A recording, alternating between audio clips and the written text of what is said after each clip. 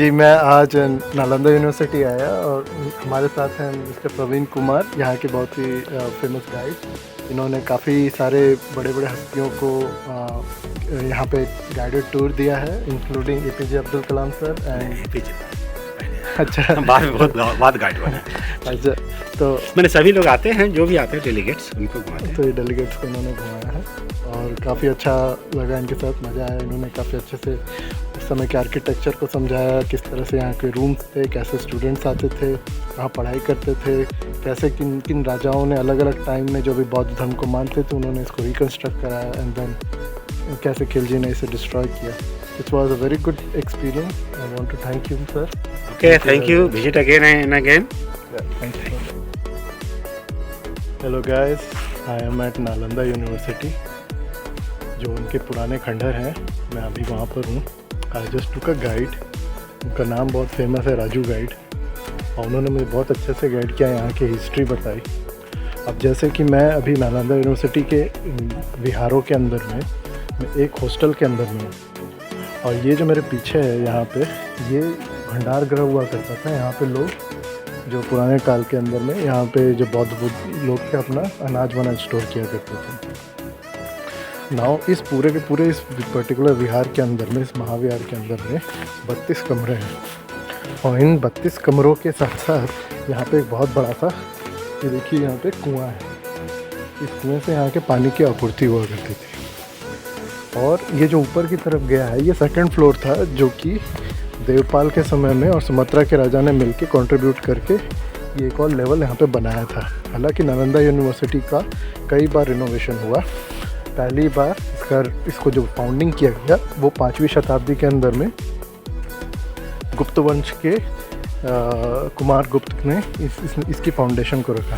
फिर आगे चलकर कुछ 250 साल के बाद में जब फाहियान आए, उस समय दौरान में हर्षवर्धन हुआ करते थे, उन्होंने इसमें जो पुरानी यूनिवर्सिटी थी उसके ऊपर से फिर एक लेयर बना के मिट्टी डाल के इसके फिर से रिकन्स्ट्रक्शन हुआ।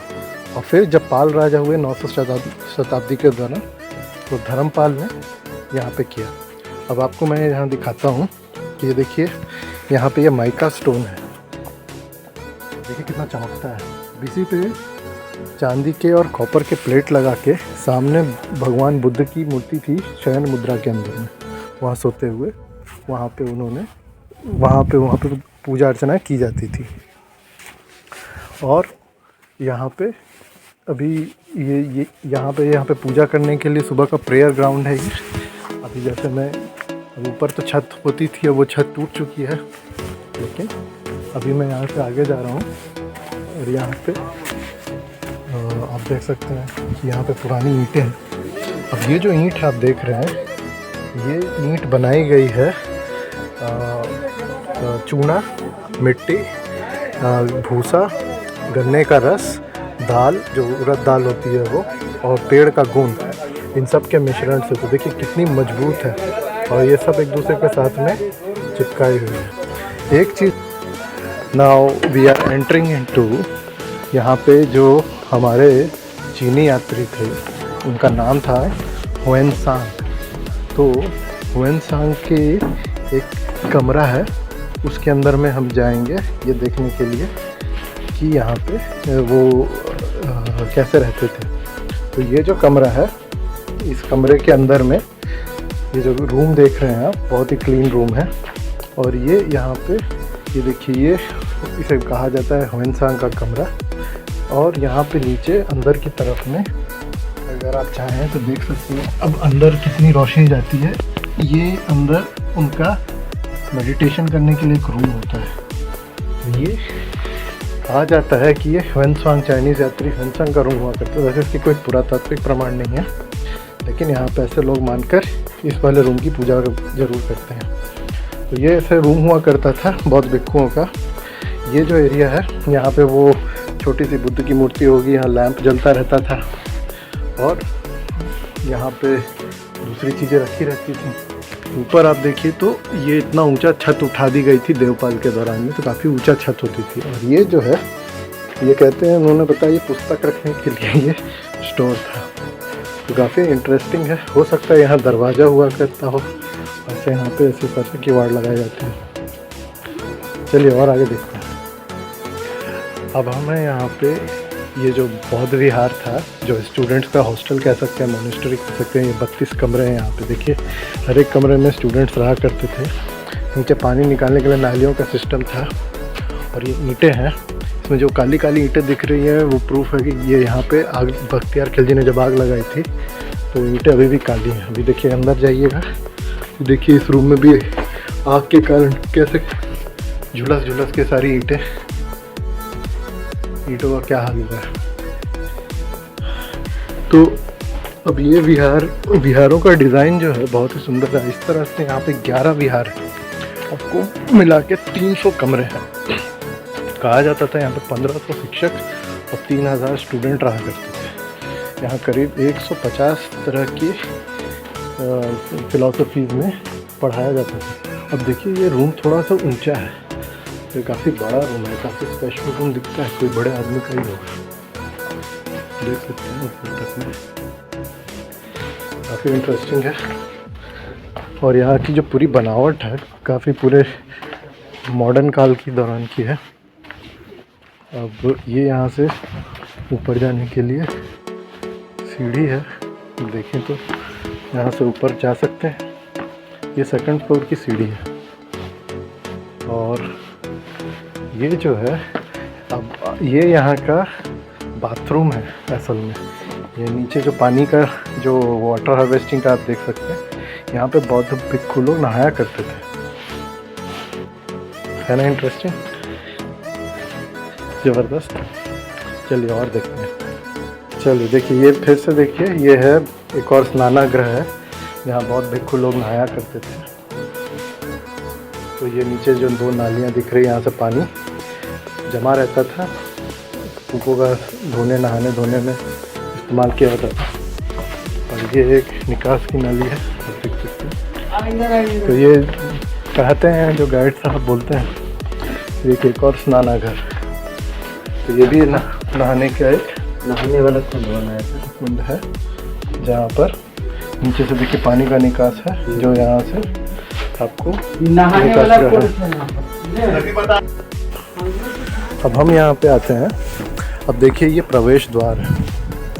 तो इस प्रवेश द्वार पे 2 बुद्ध की प्रतिमा हुआ करती थी, एक यहाँ पर और एक यहाँ पर। तो जब भी कोई स्टूडेंट अपने मोनेस्ट्री में घुसता था तो यहाँ पे यह बोल के घुसता था कि बुद्धम शरणम गच्छामि, संघम शरणम गच्छामि और धम्मम शरणम गच्छामि। फिर वो प्रणाम करके फिर अंदर घुसता था। ये है मोनेस्ट्री का एंट्री द्वार। अभी हम मोनेस्ट्री के एंट्री द्वार से बाहर आएंगे और अब हम चलेंगे एक नया स्तूप देखने के लिए। और ये जो सामने जो स्तूप है ये है सारिपुत्त का स्तूप। और ये सारिपुत्त कौन थे? सारिपुत्त जो थे वो भगवान बुद्ध के प्रथम शिष्य थे। उनको सबसे ज़्यादा इंटेलिजेंट शिष्य भी कहा जाता था, सबसे ज़्यादा बुद्धिजीवी। तो सारिपुत्त का जो स्तूप है और ये पूरा का पूरा जो आप कॉम्प्लेक्स देख रहे हैं, ये पूरा का पूरा कॉम्प्लेक्स यहाँ पे वंदना की जाती थी। ये यहाँ पे वर्शिप का एक एरिया है जहाँ पे बौद्ध भिक्षु बैठ के यहाँ पे भगवान बुद्ध जो सारिपुत्त की तरफ में ध्यान दे के वहाँ पे प्रार्थना किया करते थे। अब वो स्तूप जो है, अब वहाँ पे आप जो देख रहे हैं, वहाँ पे जो सीढ़ी देख रहे हैं, तो एज़ पर द गाइड वो सीढ़ी पहले स्तूप उतना ही बड़ा था, लेकिन धीरे धीरे करके जैसे जैसे राजा आते गए उन्होंने स्तूप का निर्माण ऊपर करते गए और अभी वो स्तूप करीब 30-40 फीट ऊंचा हो गया है। और उसके नीचे छोटे छोटे लघु स्तूप भी हैं। ये लघु स्तूप जो होते थे ये वो लोग बनाते थे, जैसे कोई यहाँ पे बाहर से विदेश से आया हुआ कोई स्टूडेंट यहाँ पे मृत हो जाता था, तो उसके बाद में उनको मनोकामना पूरी हो या कोई मर जाता था स्टूडेंट, या कोई बहुत ही बड़ा ओहदे वाला टीचर होता था तो उसको सारिपुत्त के स्तूप के सामने उतना बड़ा स्तूप उनका भी बना दिया जाता था। तो गोलाकार होते थे और स्क्वायर में नहीं होते थे।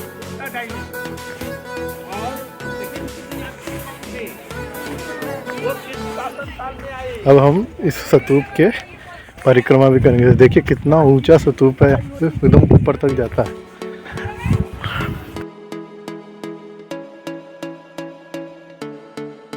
हेलो, अब कुछ नॉलेज की बात की जाए तो मैं यहाँ घुसने के बाद पहले ये गाइडेड टूर ले चुका हूँ, लेकिन अपने से कहानी कहने में एक अलग ही मज़ा आता है।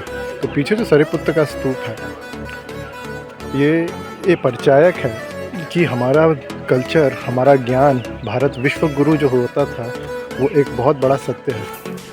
यहाँ पे 108 तरह के अलग अलग subjects, astrology, economy, politics, warfare, medicine, philosophy, Alchemy और ना जाने किन किन अदर सब्जेक्ट्स पे यहाँ पे पढ़ाई कराई जाती थी। इस यूनिवर्सिटी के एंट्रेंस पे 4 द्वार हैं और जहाँ पे कोई भी एडमिशन लेने आता था तो उन द्वारों के ऊपर में एक शिक्षक होता था, kind of N entrance exam. उनके साथ में आपको लॉजिकल डिबेट करना पड़ता था, तर्क वितर्क करना पड़ता था, और अगर आप अच्छे से पास हो जाते थे, आप लायक होते थे, तब आपको इस यूनिवर्सिटी में एडमिशन मिलता था। पूरे विश्व से राजाओं के द्वारा यहाँ पे स्टूडेंट्स को भेजा जाता था और ये सारे के सारे स्टूडेंट यहाँ पे आके वो एंट्रेंस देके अगर वो क्लियर कर जाते थे तो एडमिट होते थे। और बाकी सभी राजा यहाँ पे अपना किसी न किसी तरह से दान दिया करते थे ताकि उन स्टूडेंट्स को खाने पीने रहने की कोई समस्या ना हो और वो पूरा ध्यान केवल ज्ञानार्जन में व्यतीत करें। और एक बहुत बड़ा इंटरेस्टिंग फैक्ट उन्होंने बताया कि भारत से बुद्धिज़्म किस तरह से फैला। तो यहाँ पे मेडिकल साइंस बहुत ज़्यादा फेमस था और यहाँ पर एक पाकशाला दिखाई गई जहाँ पे लोग चीज़ों को उबाला करते थे, बनाया करते थे। खाना के अलावा भी यहाँ पे मेडिसिन्स बनाया जाती थी। तो यहाँ से जैसे कहीं पे भी कुछ बीमारी के बारे में पता चला, या कॉलरा हो गया, चिकन पॉक्स हो गया, या कुछ ऐसे पैंडेमिक हुआ, तो यहाँ से एक मेडिकल टीम जाती थी वहाँ पे। उसी तरह से एक मेडिकल टीम गई तिब्बत में जाने के बाद वहाँ पे उन्होंने अपनी दवाइयों से उनको हील कर दिया। फिर उन्होंने पूछा कि आप लोग कौन हो, क्या करते हो, तो उन्होंने भगवान बुद्ध की मूर्ति दिखाई। उन्हें वहाँ पे उनके बुद्ध के मार्ग को बताया, आर्य अष्टांगिक मार्ग को बताया, बुद्ध की अहिंसा का मार्ग को बताया और जीवन को जीने का सर्वोत्तम तरीके को बताया। और वह जानते ही फिर उस तरह से फिर जैसे ही तिब्बती लोगों ने उस चीज़ को सुना और बोला कि आप हमें दीक्षित करें, और वहाँ से बुद्ध धर्म का पहली दीक्षा तिब्बत में गई। और उसी तरह से मेडिसिन के थ्रू में वो साउथ कोरिया, जापान, थाईलैंड, यहाँ पे भी गई। ये काफ़ी इंटरेस्टिंग फैक्ट था कि बुद्धिज़्म का फैलाव मेडिसिन के, मेडिकल साइंस, एस्ट्रोनॉमी के थ्रू हुआ। और यहाँ पर काफ़ी सारे जो बुद्धिस्ट स्कॉलर्स हुए, उसमें जो तक्षशिला में एक जो स्कॉलर थे नागार्जुन, उनको बुला के यहाँ पे इस यूनिवर्सिटी की स्थापना की गई थी। उन्होंने ये इस्टेब्लिश किया था। आर्यभट्ट और एक व्यक्ति का नाम आप सुन के चौंक जाएंगे, यहाँ के स्टूडेंट थे पतंजलि, जो बाबा रामदेव के जिनके चलते हैं पतंजलि योगपीठ, आयुर्वेद और हठ योग। तो हठ योग का भी शुरुआत इसी जगह से हुई है। और बुद्धिज़्म, तंत्रयान और उसी तरह से पद्म संभव यहीं के स्टूडेंट थे जो जाके तंत्रयान तिब्बत में स्थापित किया। हम सब ये जानते हैं कि आज का जो हिंदू धर्म है वो और कुछ नहीं, बौद्ध धर्म की वज्रयान शाखा ही है, जो कि परिवर्तित हो गई हिंदुस्तान में रह के। बुद्धिज़्म यहाँ लोप नहीं हुआ बल्कि ट्रांसफॉर्म हो गया। तो आप देख सकते हैं कितने सारे सुंदर सुंदर चैत्य हैं पीछे, और हर चैत्य के पीछे एक अपनी कहानी है। शिक्षा देने के लिए यहाँ पे लोग बैठे। जब मैं गया, मैं महाबोधि वृक्ष के महाबोधि टेम्पल गया था, तो वहाँ प्रार्थना बहुत करते थे लोग। वो प्रार्थना ग्रह वो इसी के डायरेक्शन में देखे करते थे। अब आप देखिए सामने ये स्तूप है, बहुत बड़ा स्तूप है। सारिपुत्र के बाजू में छोटा सा देखिए बुद्ध जी की मूर्ति बनी हुई है। काफ़ी छोटे छोटे स्तूप हैं यहाँ पे। अब मैं इनको स्तूप क्यों बोल रहा हूँ, जो उनका सही प्रोनाउंसिएशन यही है। उनका प्रोनाउंसिएशन है स्तूप, ना कि स्तूपा। स्तूपा ये संस्कृताइज वर्जन है, बट प्रॉपर पाली प्रकृति के अंदर में इसे स्तूप कहा जाता है।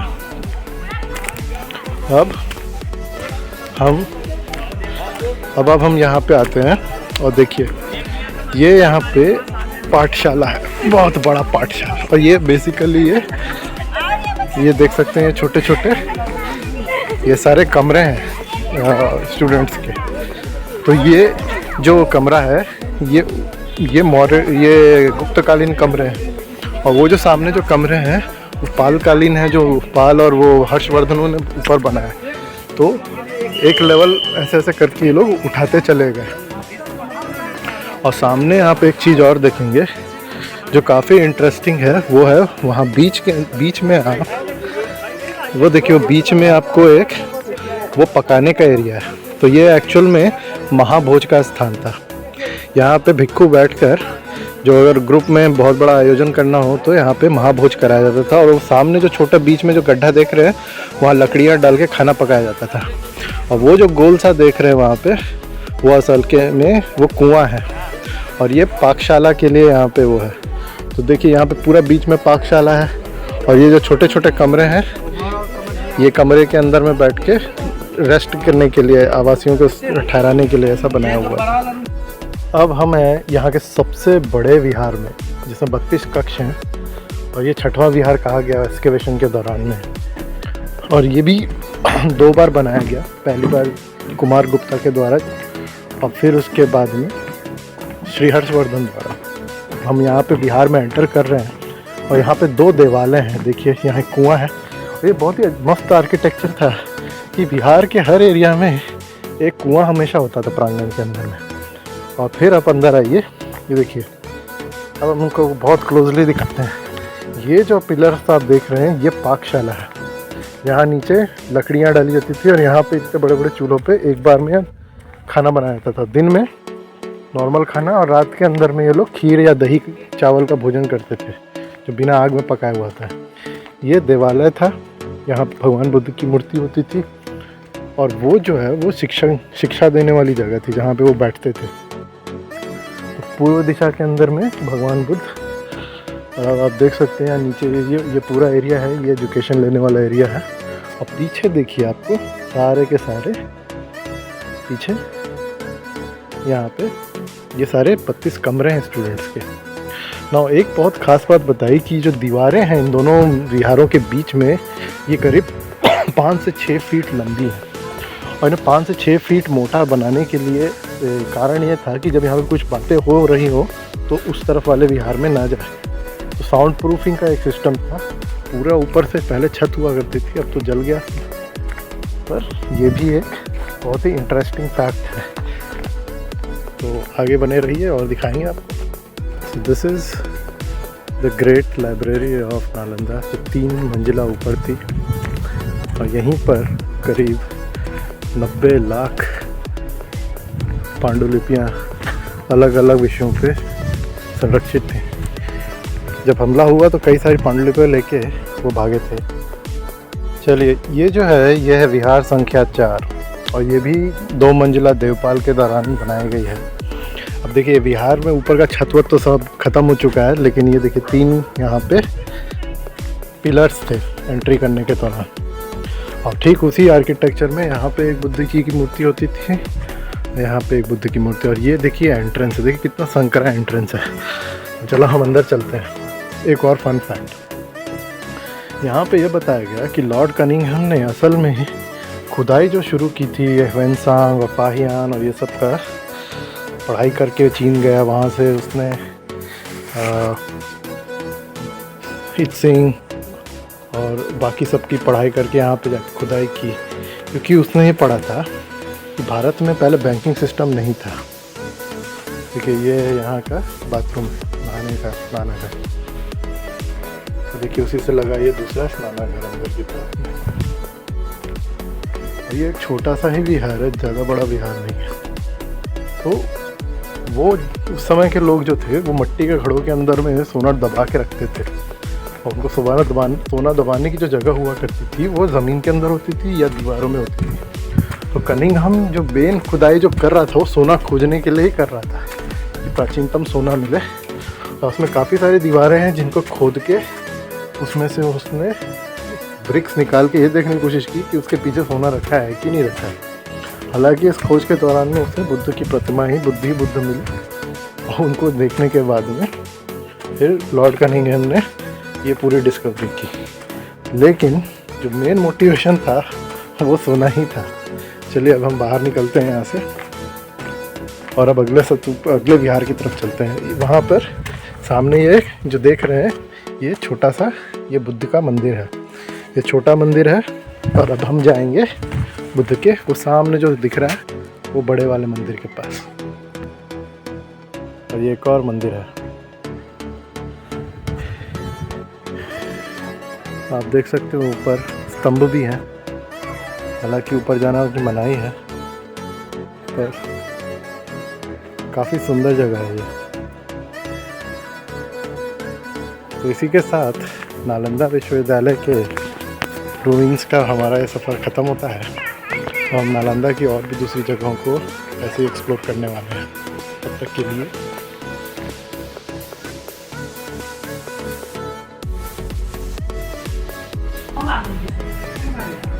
他这样子就好了。